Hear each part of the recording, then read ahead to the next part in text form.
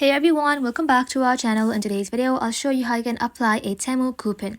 Let's get started. So for that, first of all, open up Temu application in your mobile device and then log in to your account. Once logged in, you need to go ahead and simply browse the Temu items you want and then add them to your cart. Once you're done, simply tap on the cart icon right over here. And now simply tap on checkout. And now, once you're on the checkout page, scroll until you find a box that says Apply Coupon Code. Tap onto it. Just like that, you'll see a box right over here.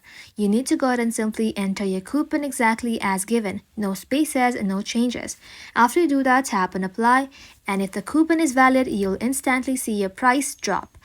If that does not work, it might be expired, restricted to a certain item, or require a minimum order amount. That's it. Thank you all for watching. If this video was helpful, leave a like and sub, and I'll see you in the next one.